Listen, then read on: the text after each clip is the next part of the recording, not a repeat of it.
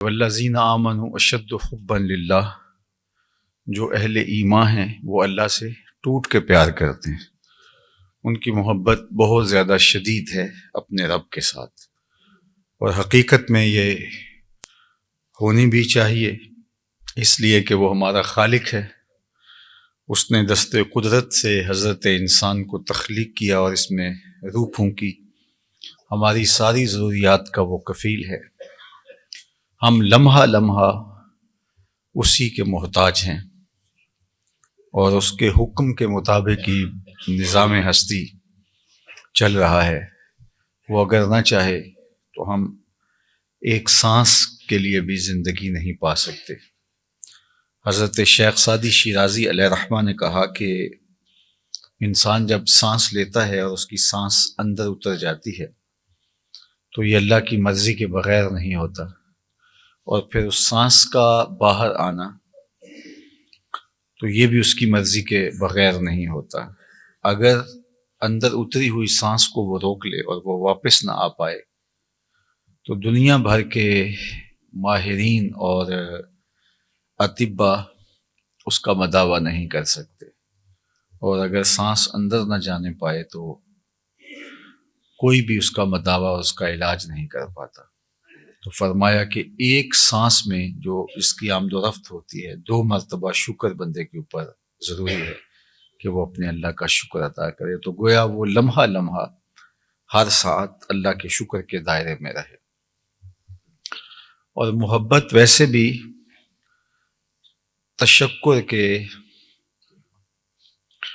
دائرے میں ہمیں لے کے آتی ہے، چونکہ اللہ جل شانہ کی محبت خالق اور مخلوق کے ناطے والی محبت ہے۔ یہ وہ برابری والی محبت نہیں ہے۔ جس طرح دنیا میں کوئی کسی سے محبت کرتا ہے تو اس کے جواب کے اندر وہ بھی آگے سے محبت دیتا ہے، اور اگر کوئی عدم التفات کرتا ہے تو لوگ ایک قدم پیچھے ہٹنے سے 10 قدم پیچھے ہٹ جاتے ہیں۔ تو لوگوں کا کہنا یہ ہوتا ہے کہ اگر مجھے اس کی ضرورت ہے تو مجھے بھی اس کی ضرورت ہے، تو اس کو بھی تو مجھ کی ضرورت ہے۔ اگر میں اس سے کوئی کام لیتا ہوں تو میرے سے بھی بہت سارے کام یہ لیتا ہے، تو یہ جو برابری کی بنیاد کے اوپر محبت ہے، تو اس میں جانبین دونوں کی طرف سے ایک ضرورت جڑی ہوئی ہوتی ہے، تسکین جڑی ہوتی ہے، قرار باطن جڑا ہوتا ہے، یا جو کچھ بھی آپ کہہ لیجیے گا۔ لیکن اللہ اور بندے کی جو محبت ہے اس میں سراسر بندے کی ضرورتیں اپنے رب کے ساتھ جڑی ہے۔ اللہ جل شانہ کی ایک صفت غنی ہونا ہے۔ تمام مخلوق ایک قلب واحد کی طرح ہو جائے، حدیث پاک میں آتا ہے، اور اللہ کا انکار کرے تو اللہ کی سلطنت میں ایک ذرے کے برابر بھی فرق نہیں پڑتا، اور سب لوگ ایک قلب واحد کی طرح، جو نیک آدمی کا دل ہے اس دل کی طرح ہو جائیں، مطیع اور فرما بردار ہو کے اللہ کے احکام کو بجا لائیں، تو اللہ کی سلطنت اور بادشاہی کے اندر ایک ذرے کے برابر بھی اضافہ نہیں ہوتا۔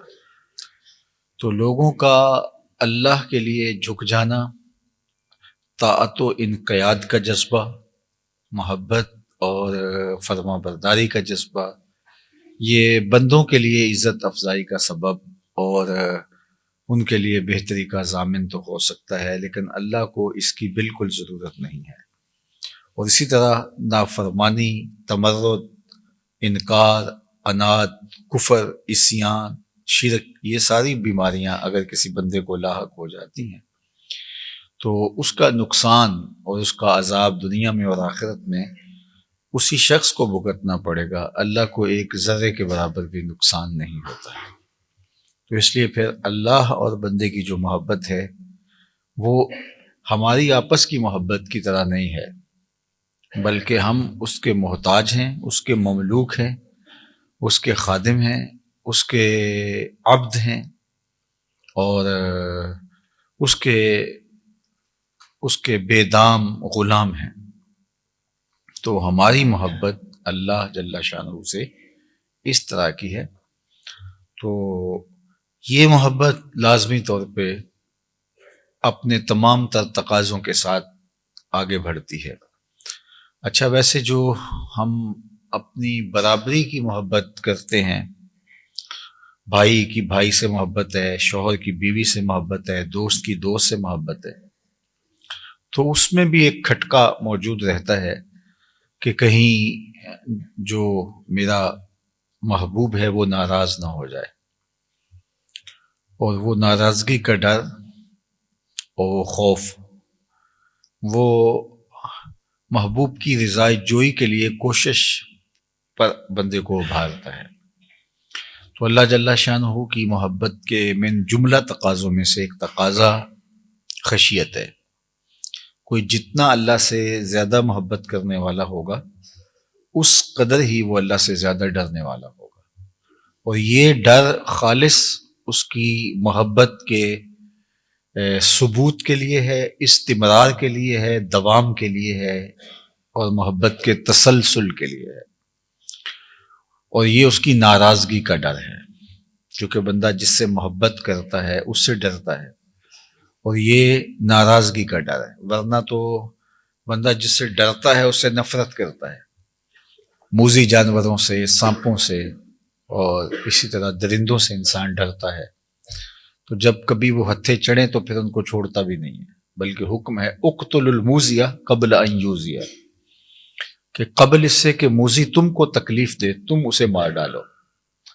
اگر آپ نماز بھی پڑھ رہے ہیں اور سانپ نکل آیا ہے اور آپ کی طرف بڑھ رہا ہے، تو یہ تقوی نہیں ہے کہ آپ نماز کی حالت میں رہیں اور سانپ کو موقع دے دیں کہ وہ آپ پر حملہ آور ہو جائے۔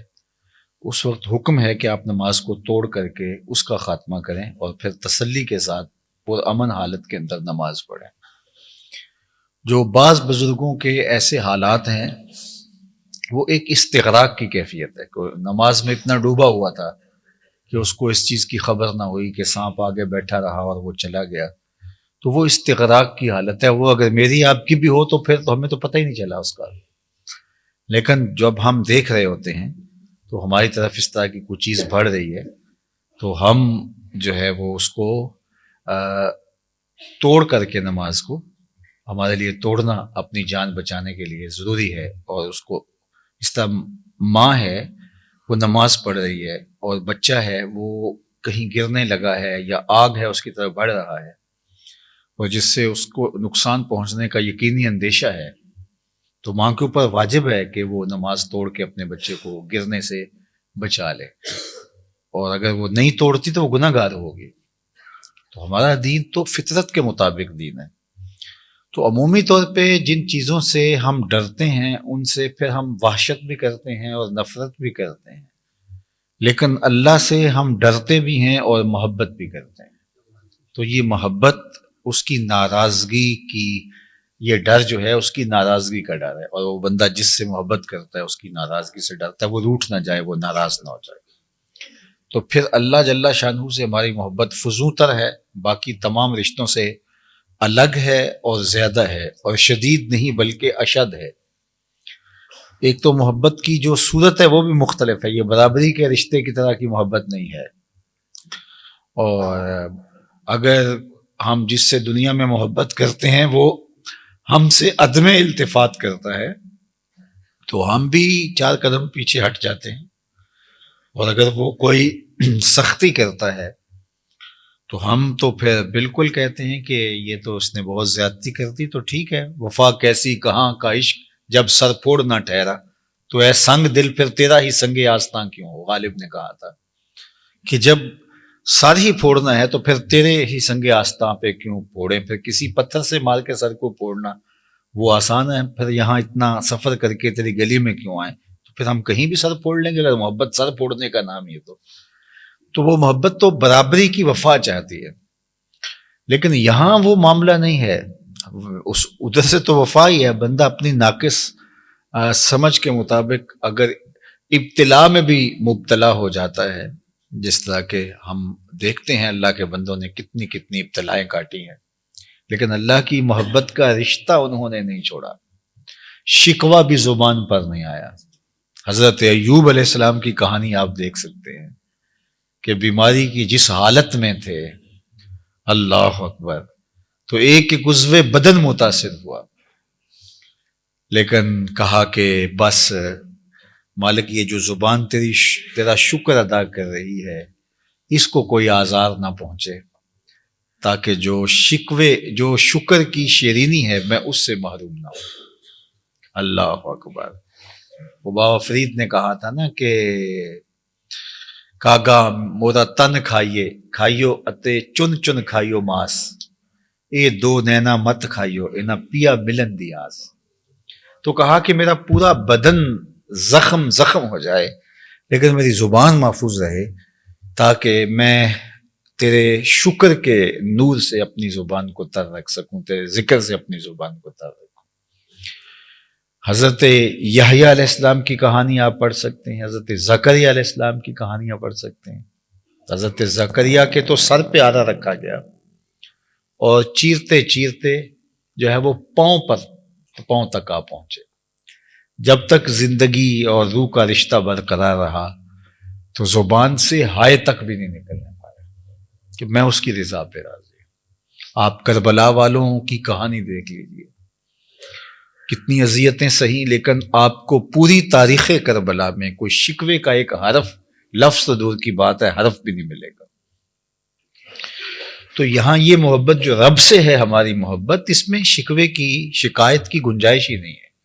یہ محبت رضا سے پروان چڑھتی ہے اور بندہ تسلیم اور رضا کے دائرے میں آگے بڑھتا ہے اور اللہ کی محبت کا نور پاتا ہے۔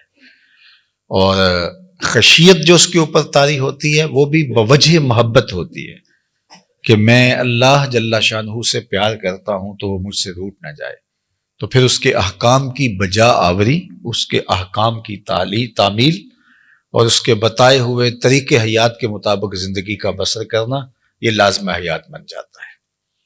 تو یہ محبت اپنے تمام تقاضوں کے ساتھ پھر پروان چڑھتی ہے۔ تو اللہ سے محبت یہ ہے کہ اس کے احکامات کو تسلیم کیا جائے اور ان پر عمل پیرا ہوا جائے، اور اس محبت کو اتنا خالص رہنا چاہیے کہ اس کے اندر کوئی ذاتی غرض کسی بھی صورت کے اندر جو ہے وہ شامل نہ ہونے پائے۔ یعنی وہ اپنی محبت کو بندے سے جس محبت کا وہ مطالبہ کرتا ہے اور جس چیز کا وہ متقاضی ہے بندے سے، وہ ایسی محبت ہے جس کے اندر ایک ذرے کے برابر بھی ملاوٹ جو ہے وہ اللہ برداشت نہیں کرتا۔ اور یہ بات میں آپ کو بتاؤں کہ سب اس دنیا کے اوپر جتنے بھی ہم گناہ کرتے ہیں، صرف ایک گناہ کو ہی شرک کہا گیا ہے، شرک اصغر۔ شرک کے علاوہ، حقیقی شرک کے علاوہ اگر کسی گناہ کو شرک کہا گیا ہے تو وہ ریا کو کہا گیا ہے۔ ریا میں انسان اس عمل میں کسی بندے کو شریک کرتا ہے، یعنی کسی بندے کی رضا جوئی کے لیے، کسی بندے سے کچھ غرضیں سمیٹنے کے لیے، اور کسی بندے کی خوشنودی کے لیے، یا اپنے نفس کو اس میں شامل کر کے وہ ریا کے ذریعے سے اپنے عمل کو ملوث کرتا ہے، تو وہ عمل پھر خالص نہیں رہتا۔ تو صرف جو شرک اصغر کہا گیا اعمال میں سے، وہ ریا کو کہا گیا، اور یہ ایک رائی کے دانے کے برابر بھی قابل قبول نہیں۔ اللہ اکبر۔ اللہ کے محبوب کی خدمت میں ایک صحابی حاضر ہوئے تو انہوں نے عرض کی، یا رسول اللہ صلی اللہ علیہ وسلم، ایک شخص جہاد کرتا ہے اعلاء کلمت الحق کے لیے، لیکن اس کے دل میں یہ بات بھی ہے کہ میری شہرت اور ناموری بھی ہو جائے گی، تو کیا اس کا یہ عمل قابل قبول ہے؟ تو اللہ کے اس کو کوئی اجر ملے گا؟ تو حضور نے ارشاد فرمایا، فلا شیء لہ، اسے کوئی اجر نہیں ملے گا۔ تو یہ سمجھے کہ میں اپنی جو گفتگو ہے اس کو صحیح طرح سے حضور کے سامنے عرض نہیں کر پایا۔ تو انہوں نے دوبارہ دوہرا کے کہا، حضور اس کا مقصد اللہ کے جھنڈے کو بلند کرنا، اعلاء کلمت الحق اور دین کے پرچم کو اونچا کرنا ہے، اور اس کے لیے اس نے اپنی متاع جاں وار دی، قربان کر دی اپنی زندگی۔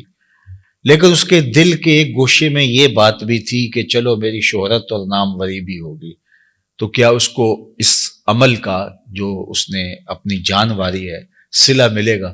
تو اللہ کے محبوب نے ارشاد فرمایا، فلا شیء لہ، اسے کوئی اجر نہیں ملے گا۔ تو یہ پھر پریشان ہوئے، تو تیسری مرتبہ انہوں نے پھر کہا، حضور اس کا مقصد اللہ کے دین کے پرچم کو بلند کرنا، اللہ کے دین کے جھنڈے کو اونچا کرنا، اور سر بلندی اسلام ہے۔ لیکن یہ بات ضمن میں ہے کہ چل جب یہ ہوگا تو ساتھ یہ بھی تو ہوگا ہی ہوگا. تو حضور نے پھر فرمایا فلا شیء لہ، اسے کوئی اجر نہیں ملے گا. اور پھر اس کو وضاحت کرتے ہوئے فرمایا کہ اللہ صرف اسی عمل کو قبول کرتا ہے جو اس کی رضا کے لیے کیا جائے. تو جس عمل کے اندر ایسی شرکت ہو جائے جس سے نفس کی پرورش ہو، خواہشات، تو وہ اللہ تعالیٰ اس حوالے سے بہت غیرت رکھتا ہے، اور یہ بہت بڑی بات ہے. آپ بتائیے کہ سب سے برا عمل کیا ہے؟ جہنم میں ایک وادی ہے، حدیث پاک میں آتا ہے کہ وہ اتنا عذاب ہے اس وادی کے اندر کہ ایک دن میں 600 مرتبہ جہنم بھی اس وادی سے پناہ طلب کرتی، پناہ مانگتی، اللہ مجھے اس وادی سے بچانا. 600 مرتبہ ایک دن میں جہنم اللہ سے عرض کرتی ہے مالک مجھے اس حصے سے بچا کے رکھنا. 600 مرتبہ ایک دن میں. تو صحابہ نے عرض کی یا رسول اللہ صلی اللہ علیہ وآلہ وسلم اس وادی میں کون لوگ ڈالے جائیں گے؟ تو اللہ کے محبوب علیہ السلام نے فرمایا القراء المراؤون، وہ قراء جو ریاکاری کرتے وہ اس وادی کے اندر ڈالے جائیں گے. تو اب اللہ کیا چاہتا ہے ہم سے؟ اللہ چاہتا ہے میرا بندہ میرا ہی ہو اور اس کے اندر غیر کی شرکت نہ ہو. یار ایک عورت نہیں چاہتی کہ میرے سے محبت کرنے والا وہ شوہر ہے یا اس کی ناجائز محبت بھی ہو، وہ یہ گوارا نہیں کرتی کہ اس کے اندر کسی کی معمولی سی شائبہ بھی جو ہے وہ غیر کی شرکت کا ہو. ایک مرد نہیں چاہتا، وہ جس سے محبت کرتا ہے تو وہ نہیں چاہتا کہ اس میں شائبہ غیر کا ہو. تو جو سب سے زیادہ غیرت والا نہیں، اغیر، سب سے زیادہ غیرت کرنے والا ہے، تو وہ کس طرح گوارا کرے گا کہ نفس شامل ہو، خواہشات شامل ہوں اور کوئی اور شامل ہو. قیامت کے دن جو لوگ ریاکاری کرتے رہے تو اللہ تعالیٰ ان کو بلائے گا اور وہ کہیں گے کہ مالک ہمارے عمل کی جزا، تو اللہ فرمائے گا ان سے لو جن کے لیے کرتے رہے. اور یہ وہ انتہائی ذلت ہوگی اس دن جو اٹھانی پڑے گی. تو محبت کا تقاضا پھر محبت کا خالص ہونا ہے، اور خالص للہ محبت ہی مقبول ہے، اور جو خالص للہ نہیں ہے وہ مردود ہے. تو اس لیے تھوڑی محبت ہو، وہ آہستہ آہستہ پروان چڑھ جائے، لیکن ہو خالص. تو یہ ہمارے دین کا، ہمارے رب کا، ہماری شریعت کا ہم سے تقاضا ہے. فرمایا والذین آمنوا اشد حبا للہ، جو ایمان والے ہیں وہ اللہ سے ٹوٹ کے پیار کرتے ہیں، اور محبت ان کی اس مقام پہ، اس درجے پہ ہے کہ وہ اس محبت میں کسی اور کو خاطر میں نہیں لاتے. باقی جو محبتیں ہیں وہ اللہ کی محبت کی ہی صورتیں ہیں، اللہ کی محبت کی ہی شکلیں ہیں. چونکہ کل منصوب الی محبوب محبوب، عربی کا ایک مقولہ ہے، جو محبوب کی طرف چیز منصوب ہو وہ بھی محبوب ہوتی ہے. تو وہ اصل محبوب کی محبت کا ہی عکس ہوتا ہے، محبوب کی محبت کا ہی ایک رنگ ہوتا ہے. تو وہ پھر وہ شریعت اس کی اجازت دیتی ہے، شریعت کہتی ہے کہ میری محبت کی آپ کو تکمیل یہاں سے ملے گی. مثال کے طور پہ حجر اسود ہی ہے، تو یہ اللہ کی محبت کا روپ ہے، اس کو چومنا. اس کے بارے میں کہا گیا کہ یمین اللہ، جو حجر اسود ہے یہ اللہ کا دایاں ہاتھ ہے. اللہ اکبر. تو جس نے حجر اسود کو چوما گویا اس نے رب سے مصافحہ کیا. یمین اللہ، اللہ کا دست راست ہے، اس کا دست کرم ہے. اللہ اکبر. تو پھر اب مجھے اور آپ کو سمجھ آتی ہے کہ ہم وہاں جا کے بے چین کیوں ہو جاتے ہیں، وہ کشش کیوں ہوتی ہے. بعض کا تن مردہ کے اندر بھی جان آ جاتی ہے اور وہ آگے جو ہے وہ بڑھنے کو بے چین ہو جاتا ہے، اس لیے کہ اس نے دست کرم بڑھایا ہے کہ آؤ مجھ سے مصافحہ کرو. اللہ اکبر. تو یہ اس کی محبت کا عکس ہوا، ورنہ اسلام نے تو پتھروں سے دور کیا ہے. آپ اسلام کا مزاج پڑھیں، اسلام نے پتھروں سے بندوں کو دور ہٹایا ہے، لیکن اس پتھر کے نیڑے کیا جا رہا ہے. جو پھر اس کی محبت کا جو بھی عکس ہوگا، پتھروں سے دور ہٹایا ہے، لیکن کہا کہ جب تم میرے گھر کا طواف کر لو تو 2 رکعت وہاں پڑھو جہاں میرے محبوب کے قدم لگیں، مقام ابراہیم پہ 2 نفل پڑھو. پتھروں سے دور ہٹایا، اس پتھر کے نیڑے سجدہ کرنے کی ترغیب. پتھروں سے دور ہٹایا، لیکن کہا صفا مروہ پر جو ہے وہ دوڑ لگاؤ. تو یہ وہ پھر جو چیزیں منسوب ہوں گی رب کے ساتھ، تو پھر ان کی محبت اللہ کی محبت ہوگی. تو یار اس کے ساتھ ایک پتھر منسوب ہو جائے تو اس کی محبت اللہ کی محبت ہے، اور حضرت خلیل اللہ کے قدم لگ جائیں تو وہ اس کی محبت اللہ کی محبت ہے، حضرت ہاجرہ کے قدم لگ جائیں تو اس پتھر کی محبت اللہ کی محبت کا عکس اور جمال ہے، تو پھر رسول اللہ کی محبت اللہ کی محبت کا رنگ کیوں نہیں ہوگی؟ تو پھر اللہ اور اس کے رسول کی محبت ایک ہی محبت ہے، تو اللہ اور اس کے رسول سے محبت کرنے کی پھر ترغیب ہمیں شریعت میں جو ہے وہ ملتی ہے، تو پھر اللہ اور اس کے رسول سے شدید محبت یہ تقاضا ایمان ہے، اور اللہ ہم سے چاہتا ہے کہ ہم اس سے بھی پیار کریں، اس کے محبوب سے بھی پیار کریں، اور اس کے محبوبوں سے بھی پیار کریں۔ اللہ اکبر۔ اور اللہ تعالیٰ جل شانہ تو ان نسبتوں کی تکریم کا بھی حکم دیتا ہے کہ جو انبیاء کے ساتھ، اس کے برگزیدہ بندوں کے ساتھ جڑی ہیں اور ان سے دور کی نسبت پیدا ہوئی ہے، تو ان کی بھی تعظیم اور ان کی تکریم کا بھی شریعت اسلامیہ میں درس دیا گیا۔ تو اللہ جل شانہ ہمیں اپنی سچی محبت کا جمال عطا کرے، اور اس میں ہر طرح کا ریا، ہر طرح کی ملاوٹ اور ہر طرح کی ایسی چیز جو شریعت کے تقاضوں سے ہٹ کر اس سے بچنے کی، محفوظ رہنے کی توفیق دے، اور یہ مختصر زندگی ہمیں مقصدیت کے نور کے اندر گزارنے کی توفیق عطا فرمائے، اور ہم اللہ سے، اس کے محبوب سے، اس کے محبوب کے محبوبوں سے ٹوٹ کر محبت اور الفت کے رشتے کو مستحکم اور مضبوط کریں۔ کار ما آخر شدو آخر زما کار نشد، مشتخا کے ما غبارے کوچہ یار نشد۔